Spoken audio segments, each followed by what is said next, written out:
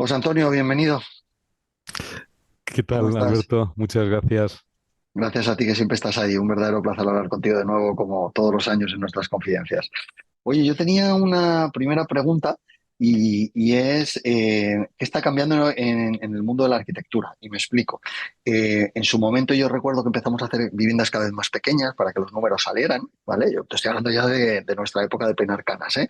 Cada vez viviendas más chiquititas para que las viviendas fueran vendibles. Luego llegó y dijeron que vamos a empezar en determinado tipo de condominios, ya viviendas con zonas comunes, con no sé cuántos. Luego vino la pandemia y dijimos que íbamos a empezar a hacer viviendas o sea, con terrazas cuando antes las habíamos quitado. Eh, ¿Hay algo ahora que esté cambiando o que estáis viendo cuando proyectáis, cuando estáis trabajando con vuestros clientes, que sea lo que viene o lo que ya ha venido?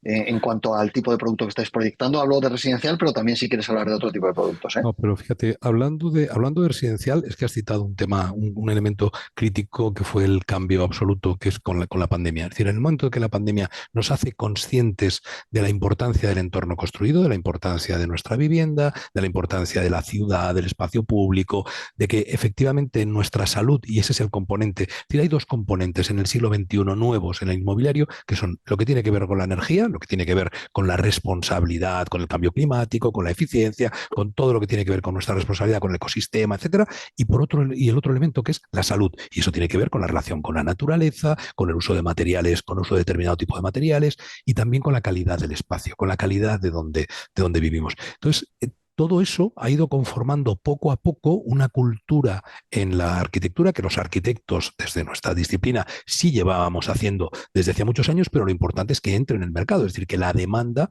realmente aprecie eso y esté valorándolo. Entonces, claro, estamos valorando espacios mucho más, la calidad espacial de la vivienda es mucho mayor, es decir, estamos jugando ya, realmente el comprador sí que aprecia ese espacio de estar ligado a la cocina ligada al comedor, esos espacios fluidos abiertos a una terraza, el que tengamos esa relación con la naturaleza. Bueno, yo creo que la fluidez del espacio y la flexibilidad. Fíjate, la tecnología y la digitalización, una cosa a la que nos ha llevado es la importancia de la personalización y la flexibilidad. Es decir, tenemos un estándar de vivienda que probablemente necesitamos diversificar mucho más. Es decir, hay todavía una calidad demasiado homogénea de tipos de vivienda, de dos, tres dormitorios, cuando realmente las necesidades son muy diferentes. Y un elemento fundamental es que ha aparecido una nueva tipología, que es todo lo que tiene que ver con el flex living. Hay mucho mito con respecto a esto, con los Sí. co-living, con el senior living. Bueno, yo sí creo absolutamente, y hay una escena internacional en la que esto se produce, que es una solución, y yo sí defiendo, para ese primer acceso de vivienda para jóvenes, esos nómadas digitales que acceden a su primer trabajo y a su primera vivienda, y que si viene de Bilbao y aparece trabajando en Málaga, o viene de Frankfurt y aparece trabajando en Madrid, y es un nómada digital ligado a un ordenador, lo que quiere es poder desconectar y tener un espacio de vida donde tenga un equilibrio entre la parte íntima, privada, pero también una parte de relación, de social, una relación una parte de compartir, y además que sea flexible en los servicios y en el espacio que necesita, porque no sabe cuánto espacio puede necesitar en el tiempo, si van a ser 6 meses o va a ser un año. Bueno, pues esos espacios de coliving bien hechos y bien entendidos, no el piso compartido camuflado en coliving, sino realmente con creación de comunidad, con espacios flexibles, de verdad con creación de comunidad y con flexibilidad en los servicios que puedes prestar. Yo sí creo en ello, en los jóvenes, en parejas y también en los mayores, en el senior living, que ocurre exactamente lo mismo. El problema es atacar la soledad no deseada y fundamentalmente generando espacios con intimidad, de privacidad, y el espacio, de verdad, tu espacio privado de vivienda, pero también el espacio de relación. Esos dos elementos que se empiezan a trabajar, nosotros ahora mismo estamos con dos proyectos en las dos tipologías, de co-living y de senior living. Yo creo que eso sí que es un cambio de paradigma, porque además va a permitir intervenir en la regeneración urbana con nuevas tipologías.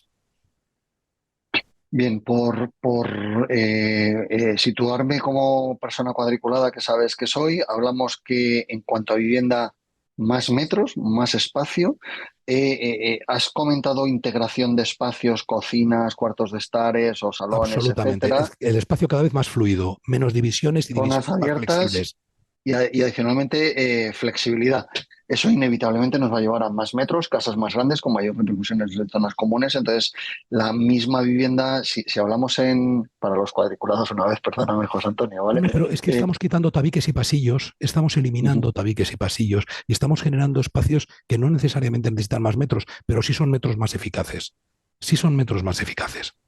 Vale, te había entendido también espacios más grandes. Entonces, quizás no es tanto El- mayor espacio.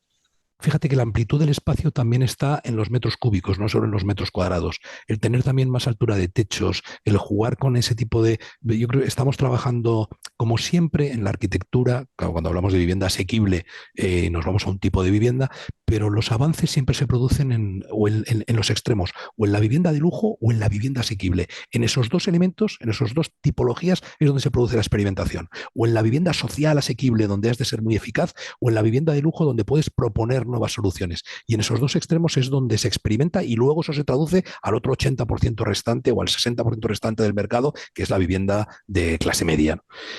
Eh, yo sí creo que hay unas nuevas tipologías que están apareciendo y que tienen mucho que ver con esos espacios compartidos. Es decir, que las viviendas, la parte privada está muy clara, pero que empieza a haber espacios en los que sí quieres, sí puedes tener que compartir, sobre todo cuando hablamos de vivienda de jóvenes o primera vivienda.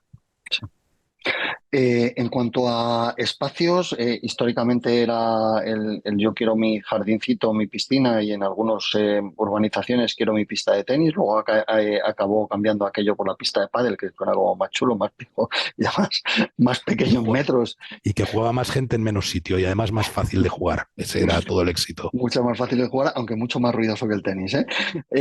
En cuanto a que te concentras muy debajo. ¿Habéis visto algún cambio en cuanto a esa zona comunes, además de lo que ya hemos hablado, pues de las cocinas estas comunitarias No, o se de han los extendido salones las de té? gastrotecas, se han extendido los gimnasios, se ha extendido el espacio de coworking, se han extendido espacios donde puedas ver un partido con más gente o ver una película con gente. Es decir, esos espacios de relación. Cada vez más nos hemos dado cuenta de la importancia de compartir y de la vida en sociedad, de vivir en común. Con lo cual, el paradigma este de la vivienda unifamiliar aislada americana, yo creo que la vivienda mediterránea, al final, el tipo mediterráneo que es mucho más social, tiene mucho más que ver con esa relación, por qué la gente va al bar, por qué la gente necesita las terrazas, por qué la gente quiere vivir en la calle. Todos necesitamos, y nos hemos dado cuenta después de la pandemia mucho más, ¿no? Cómo necesitamos del roce y de la relación con los otros, ¿no? De las relaciones sociales. Con lo cual, cada vez más en los conjuntos que hacemos tenemos que generar más elementos de relación. Y también otro elemento importante que para la arquitectura es fundamental, que es la identidad, la imagen. Es decir, la importancia antes no era tanto y cada vez es más la importancia de cómo es mi casa, qué imagen doy al exterior. Es decir, la reivindicación de la belleza, ¿no? Del derecho a la belleza, de cómo son esos jardines, cómo cuidamos, cómo llegamos a nuestra casa. Es decir, nosotros ya, cómo cuidamos los portales, cómo cuidamos esos espacios de relación. Con eso, Que antes nadie le daba. Es y más, ahora, yo recuerdo en mi época inmobiliaria el de cuanto menos portal mejor, porque menos metro común estoy pagando, me da igual, no pongáis mucho, porque o sea, al final lo que quiero es gastar dinero en mi vivienda y no tanto en las zonas comunes. Y por lo que comentas, está cambiando esa percepción, ¿no? desde luego, nosotros en los proyectos cada vez más tenemos que cuidar y lo agradecemos, ¿no? Cuidar esos espacios de relación y el cómo llegas a tu vivienda, porque al final es una manifestación. O sea, la casa, por un lado, es evidentemente tu espacio perdóname, que no había Nada, nada. desconectado el teléfono. Es tu espacio, lógicamente, de relación, pero también es tu espacio de proyección, de cómo te manifiestas al exterior. Y eso también empieza a ser importante. Es decir, cada vez más se valoran cómo son nuestras fachadas, el volumen que hacemos hacia el exterior, cuáles son los materiales, es decir, cómo nos ofrecemos al exterior. Es muy importante ahora mismo en arquitectura y nosotros en eso trabajamos muy a gusto. Vamos. Pues seguiremos año a año reuniéndonos, José Antonio, para ver ese camino, ¿vale? Te seguiré pidiendo todos los años tu visión del mercado. Vamos a cambiar un poquito o vamos a dar un pequeño salto a otro tema que últimamente está muy de moda y a mí me preocupa. El otro día te cuento una anécdota, se acercó un alumno en una clase en la Politécnica y me dijo, oye, todos sabemos que tenemos que industrializar, que tenemos que mejorar la forma de hacer las viviendas, que hay mucho por ahí que se puede hacer. pero no se está haciendo, ¿no? ¿Qué se necesita para eso? Y yo le decía que alguien pague el pato. ¿Vale? Le decía, digo, es que industrializar, alguien tiene que poner el know-how, tiene que invertir en I+D para hacer aquello, ¿no? El promotor licita y además sabe que es un proyecto que tiene que rentabilizar, porque además este proyecto lo tengo con este fondo, este otro proyecto lo tengo con este fondo, y cada proyecto en sí mismo tiene que tener una rentabilidad, la deseada. El constructor, el pobre hombre, entre que tiene un 3% de margen, le ahogan, le asfixian, cada vez le meten más problemáticas, no le da ni para invertir casi que ni en solar ni en calcetines. El cliente no está dispuesto a que, porque su vivienda sea pasiva, porque pagar más, ¿no? Entonces, yo le decía que alguien pague el pato, ¿no? Y eso es lo que se necesita para que esto progrese. ¿Cuál es tu opinión? Porque además creo que has visto algunas soluciones muy, muy chulas, ¿no? Que ya son reales y que alguien ha decidido pagar ese pato. Bueno, empieza a haber experiencias y como siempre, exactamente igual que decíamos antes en la experimentación en la vivienda, la experimentación en la construcción también se produce en los dos extremos. En la vivienda asequible, en la vivienda social que ha de hacerse rápido y que debe ser muy barata y muy eficiente, o en la vivienda de lujo que sí que tiene ese otro componente. Es decir, con el cliente internacional sí que tenemos un tema de bajo impacto ambiental, de responsabilidad medioambiental, de eficiencia, de que tenga certificaciones Passive House, Well, BREEAM, es decir, todo eso en la vivienda de alto standing, en la vivienda de lujo ya se produce, con lo cual en esos dos campos es donde se produce la experimentación. Yo te comentaba que hoy visitaba esta mañana una obra en madera y interesándome muchísimo la construcción en madera, y hablábamos antes de toda la experiencia del Lignum Tech de Juan Antonio Gómez Pintado y de otros que están trabajando en este momento con la madera, todavía es un porcentaje muy pequeño. Yo creo mucho en ello, me parece que va a ser un ámbito en el que vamos a tener un desarrollo a lo largo de los años seguro muy interesante, pero lo que más me ha interesado han sido los procedimientos, los procesos que se producen en los sistemas de industrialización. Muchas veces identificamos industrialización con repetición y con algo homogéneo, cuando realmente de lo que se trata es de todo lo contrario, de calidad, de sistematización, montaje, pero efectivamente de mucha mayor calidad, de procesos mejor controlados en taller, y que lo que hacemos es montarlo, y al final nuestro trabajo como arquitectos es componer todos esos distintos componentes, ¿no? Es decir, al final preparar todo ese montaje, y ahí es donde es posible la personalización también, la flexibilidad de la que hablábamos antes en la calidad de la vivienda, pero la industrialización va a venir por necesidad. Es decir, aparte de que todos estemos convencidos de que por responsabilidad sea estupenda, es que no tenemos mano de obra suficiente para seguir construyendo de la misma forma, ni tiempo para seguir perdiendo. Entonces, de la misma forma que las administraciones, el marco regulatorio debe cambiar para permitir esas nuevas tipologías de vivienda, lo que hablábamos antes de los co-living o el senior living, desde luego necesita un cambio de marco regulatorio que permita que muchísimo parque de oficinas y de terciario abandonado se pueda reconvertir en nuevas tipologías de vivienda, y hay un parque de oportunidades espectacular. Lo mismo nos ocurre con la industrialización. Es decir, vamos a necesitar que el marco regulatorio también nos permita reducir los costes de tiempo, los costes que suponen los tiempos de licencia, los tiempos de gestión, y reducir los tiempos de construcción. Y la única forma de hacerlo con eficacia y con calidad es con industrialización. ¿Quién va a pagar el pato? Por ahora te diré que lo estamos pagando algún industrial que apuesta por esto, y en general los técnicos, que somos los que estamos digitalizando, informatizando, es decir, generando procesos que tienen que ver con la construcción Lean, pero que muchas veces se quedan en nuestros despachos y en el de alguna constructora o algún industrial, y que no ha llegado todavía a la totalidad del mercado. O En el sea, momento ¿crees en que que empezará? demostremos, en el momento en que demostremos que en una obra, cualquiera de las que tenemos, es extraordinariamente rentable y no hay ese sobrecoste que estamos diciendo que hay, y empiezan a casar todos los agentes, constructoras con los montadores y con promotores, financiadores, que también es un problema la financiación de ese modelo de construcción, y los arquitectos y los técnicos, en ese momento empezar a funcionar. Y tiene que O ser sea, progresivo. tu visión, curiosamente, es que va a venir por parte del industrial. Es el industrial el que el que está empezando a mover por interés, necesidad o por lo que fuera, pero es el industrial, ¿no? Junto con algunas constructoras que realmente han apostado por esto. Es decir, Juan Antonio es un ejemplo, pero hay otras dos o tres constructoras que están ya, o más, que están apostando por esto, que están Y alguna experimentando, Vintia, sí, sí, sí, efectivamente. hay algunas que San sí. José tiene un sistema, Vintia tiene un sistema, Ferrovial. es decir, efectivamente. Bien, lo diré para cuando la próxima clase, creo que tengo este viernes clase con alumno para decirle, oye, ya sé quién parece que va al pato, me lo ha dicho José Antonio, ¿vale? No, no, no, Pero, pero es una apuesta, tiene que ser una apuesta de todos, ¿eh? Es decir, hay industriales, hay despachos de arquitectura y de ingeniería que estamos volcados en ello y que queremos trabajar en ello, y luego pero ¿tenéis promotores que lo capacidad de entiendan. influencia? ¿Tenéis capacidad de influencia para Las, convencer al promotor a la hora de diseñar el proyecto de mete este tipo de fachada, mete este tipo de materiales, mete este baños, la única cocinas, mete forma este sistema constructivo? El relato poético te lo hago maravilloso, pero con el relato poético no convenzo a nadie. Tienen que ser datos, necesitamos datos. Por eso me interesa mucho visitar obras que se están haciendo así y que monitoricen y tengan datos de verdad para poder contar. Es decir, cuánto ha reducido los plazos, qué mano de obra han tenido, cuál ha sido. Es decir, oye, la obra que yo visitaba hoy, que era una obra en madera, es que era una delicia absoluta, era una obra completamente limpia, con 4 personas trabajando, cuando en una obra normal debería haber 40. Y había 4 personas absolutamente tecnificadas simplemente montando. Y era una absoluta Me, delicia.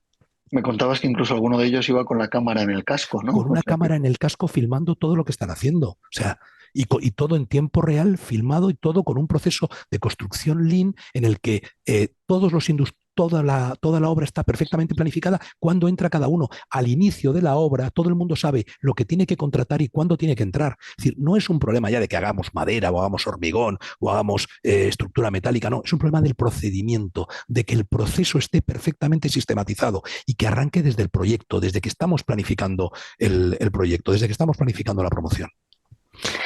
yo sí creo además, José Antonio, que puede haber habido un cambio en estos últimos tiempos con respecto al pasado. Eh, La reducción de plazos es muy importante, lo ha sido siempre, pero quizás estos últimos años no era tan importante por los tipos de interés, eran tan bajos que quizás no afectaba tanto si el coste era mucho mayor, ¿no? Ahora que los tipos de interés, pues de una promotora, estamos ya en un 5, un 6%, en la fase promotora hablo, aunque parece ser que van a bajar y podemos volver a bajar a un 3, un 3,5, ya son tipos que no son el 1,5 ni el 2, y a lo mejor esa parte de plazos anima a que también sea el promotor el que presione un poco, ¿no? Y todo lo que tenga que ver con acortamiento de plazos, siempre y cuando el coste no sea muy superior, que es lo que tú has dicho, ¿no? Monitorizar obras para entender, sacar números y ver si ha sido más caro, si no ha sido más caro. Es que son dos cosas, ¿eh? Son los plazos y la garantía de cumplirlos. Porque el problema que tenemos es que nos estamos encontrando con obras dejadas a medias porque no hay personal, porque no hay subcontratas, porque no hay. Es decir, que necesitamos una escala para que esto empiece a tirar, pero desde luego la garantía de coste y de plazo de ejecución, que es muy importante, y de calidad. Porque claro, es que cuando traes algo de fábrica absolutamente estandarizado, sabes que tienes unos sistemas de calidad que has pasado. Yo abogaría también, José Antonio, en cuanto a quien pague el pato, yo creo que hay una gran oportunidad en el mundo de la industrialización en España para exportar tanto sistemas como producto, ¿vale?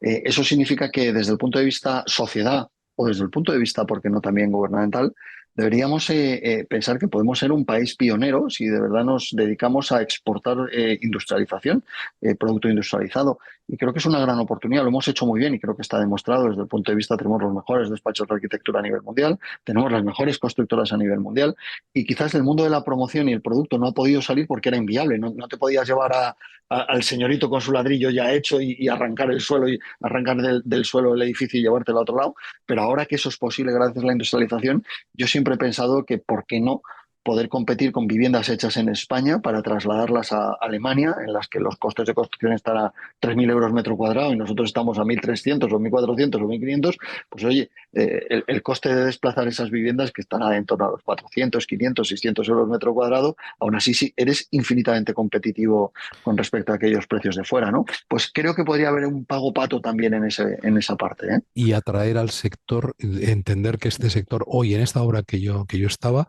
si esto se enseña en cualquier universidad, a la gente sí le apetecería trabajar en ese ámbito, no en la obra tradicional. Es decir, había alguien que decía, en mis obras la gente no suda. Esto es muy importante. Es decir, hoy lo que yo estaba viendo era, aparte de quienes habían trabajado en naves y en una industria perfectamente organizada, es que la obra que yo estaba hoy era un montaje absolutamente, vamos, que podían ir con bata. Es decir, era una absoluta delicia ver aquello. Bueno, pues tenemos que atraer, tenemos que por un lado vender que nuestro sector no es ese sector casposo del ladrillo que siempre se cuenta del especulador. No, es un sector de investigación, desarrollo e innovación clave para el bienestar de la sociedad, clave para la gente. Es decir, somos realmente quienes construimos el elemento que es fundamental para la salud. Tú sabes que el entorno construido se ha demostrado que la calidad de la vivienda es más importante en la salud de una persona que su genética y que el sistema sanitario. La calidad de la vivienda, la calidad del entorno donde vives. Bueno, realmente somos, o sea, los médicos eran muy importantes en la pandemia, pero lo que hacemos el sector inmobiliario y la construcción Es muy importante. es fundamental. Entonces, claro, deberíamos atraer a lo mejor de la sociedad y que nos miraran bien y que cuando reclamamos cosas ante la administración no se nos viera como especuladores. Yo cuando oigo a un ministro o a un presidente del gobierno decir que los que hacemos vivienda somos especuladores, no, se me abren las carnes. No, mire usted, trabajamos mucho, nos esforzamos mucho y lo hacemos muy bien como para que alguien nos vaya insultando. Me revelo. Completamente de acuerdo. Me iba a decir unas cuantas cosas, pero yo creo que por lo políticamente correcto me voy a callar. Y además porque hemos llegado a final de tiempo. Lo que te pediré, como siempre, Juan Antonio, es tu amabilidad Juan Antonio, José Antonio, para que con tu amabilidad cada 12 meses nos sigamos viendo para ver si evoluciona y al final hay más gente que esté dispuesta a pagar este pato de hacer las cosas mejor en el país, que creo que es el camino. Vamos, no me queda duda ninguna como a ti.